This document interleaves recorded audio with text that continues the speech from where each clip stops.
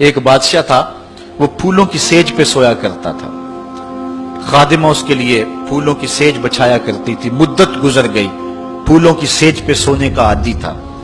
ایک دن خادمہ نے سوچا، لونڈی نے سوچا، روزانہ بادشاہ اس سیج پہ سوتا ہے، پتہ نہیں کیا لطف ہوگا۔ اس سیج کا لطف اٹھانے کے لیے وہ بھی لیٹ گئی۔ سیج تیار کرنے کے بعد ایک لمحے کے لیے کمر سیدھی کی تو سارے دن کی تھکی ہوئی تھی، آنکھ لگ گئی۔ بادشاہ وقت پر اپنے اس خاص کمرے میں داخل ہوا تو ایک لونڈی کو پھولوں کی سیج پہ سویا ہوا دیکھا تو غیرت سے جل بھن کے کباب ہو گیا۔ ایک لونڈی کی یہ اوقات کہ بادشاہ کی سیج پہ سوئے۔ اس نے جلاد کو بلایا، کہا اس کو الٹا لٹکاؤ اور اتنا مارو کہ اس کی جان نکل جائے، تاکہ باقی خدام کو پتا چل جائے کہ بادشاہوں کی سیجیں، ان کے بستر، ان کے گھر کتنے مقدس ہوا کرتے ہیں۔ لونڈی کو الٹا لٹکا دیا گیا اور جلاد ضرب پہ ضرب لگا رہا ہے، کوڑے پہ کوڑا مار رہا ہے۔ وہ چیختی ہے، روتی ہے، بچا لو مجھے، میری جان نکل رہی ہے۔ روتے روتے کیا خیال آیا کہ اس نے ہنسنا شروع کر دیا۔ بادشاہ نے جلاد کو کہا رک جا، اس لونڈی سے پوچھ روئی کیوں ہے، اسے یہ بھی پوچھ ہنستی کیوں ہے۔ جلاد نے کہا لونڈی بتا روتی کیوں ہے۔ اس نے کہا تجھے نہیں پتا جب کوڑا لگتا ہے تو جان نکلنے کو آتی، نزع کا عالم طاری ہو جاتا ہے۔ کہا یہ تو سمجھ ہے، لیکن ہنستی کیوں ہے؟ کہا ہنسی مجھے اس بات سے آئی ہے کہ چند لمحوں کے لیے سوئی ہوں، اتنی تکلیف کاٹ رہی ہوں، سوچا عمر بھر ہو گئی سوتے ہوئے، جس کو اس کا کیا بنے گا، جس کی زندگی بیت گئی اس سیج پہ سوتے ہوئے، اس کا کیا بنے گا۔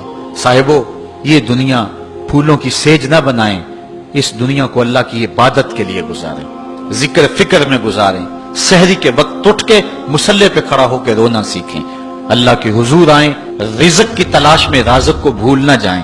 تم سمجھتے ہو دکان بند کر کے چلے گئے تو شاید میری آج کی سیل کم ہوگی، سیل دینے والا، رزق دینے والا، رزق کے دروازے کھولنے والا وہ رب ہے۔ جاؤ اس کے حضور جاؤ اور جا کے اس سے مانگو۔ آج اس دنیا کے اندر آپ کہیں ملازمت کرتے ہیں، 8 گھنٹے کی ڈیوٹی دینا ہوتی ہے، ان 8 گھنٹوں کے اندر آپ کا مالک آپ کو بلائے، صرف 8 گھنٹوں میں ایک عارضی ملک آپ کے اوپر رکھتا ہے، تو آپ دوڑ کے جاتے ہیں کہ نہیں جاتے؟ آپ کے مہمان بھی آپ کے پاس بیٹھے ہوں اور آپ چائے بھی ان کو پلا رہے ہوں، لیکن باس بلا لے آپ کو اور وہ گھنٹی دے تو آپ بیل پہ سب کو چھوڑ کے بھاگتے ہیں کہ نہیں بھاگتے؟ مہمانوں سے بھی معذرت کرتے ہیں، مجھے باس نے بلایا، آپ دوڑتے جا رہے ہیں۔ یار ایک دنیا کا باس بلائے تو مہمانوں کو چھوڑ کے، چائے کو چھوڑ کے، مرغن غذاؤں کو چھوڑ کے، سب کو چھوڑ کے بھاگ جاتے ہیں، اور رب کا نمائندہ پکارے حی علی الصلاۃ اور حی علی الفلاح، جو بندہ اس کے حضور نہ جائے کتنا بڑا بد نصیب ہے، کتنی بد نصیبیاں اس کا مقدر ہیں کہ جو اس کے حضور۔ لیکن یہ اللہ تعالیٰ جل شانہ کی رحمت کی عمومیت ہے۔ اگر آج 8 گھنٹے کے لیے آپ کہیں ڈیوٹی کرتے ہیں، وہ آپ کو آواز دے اور آپ نہ جائیں تو وہ آپ کی نوکری ختم کر دے گا، آپ کو سخت سرزنش اسی وقت کرے گا یا پھر آپ کو فارغ کر دے گا۔ لیکن اللہ تعالیٰ جل شانہ اس کی نافرمانی پہ نافرمانی کرتے رہیں، کبھی اس نے رزق کے دروازے بند نہیں کیے، بلکہ جو نہیں مانتے ان کو اور زیادہ دے رہا ہے، کیونکہ ان کا حصہ صرف دنیا پہ ہی ہے نا، آخرت میں تو حصہ ہی کوئی نہیں ہے۔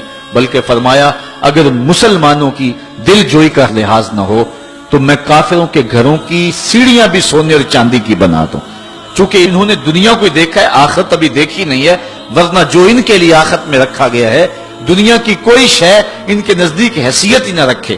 بلکہ حدیث میں آتا ہے، صاحب مشکات نے اس کو لکھا کہ دنیا کے اوپر جس کو سب سے زیادہ تکلیفیں پہنچی ہوں گی وہ جنت میں لے جایا جائے گا، اور ایک مرتبہ جنت میں جو ہے وہ داخل کر کے نکال دیا جائے گا، اور کہا جائے گا کہ بتا دنیا کے اوپر تجھے بڑی تکلیفیں پہنچی؟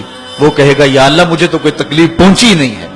جنت کی صرف آب و ہوا سارے دکھ ختم کر دے گی، اور جس نے تخت و تاج پہ بیٹھ کے بھی زندگی ساری گزاری ہو، حدیث میں آتا ہے اس کو جہنم میں ایک ڈبکی لگائی جائے گی، اور پھر اس کو کہا جائے گا بتا تو دنیا کے اوپر کوئی راحت پائی ہے؟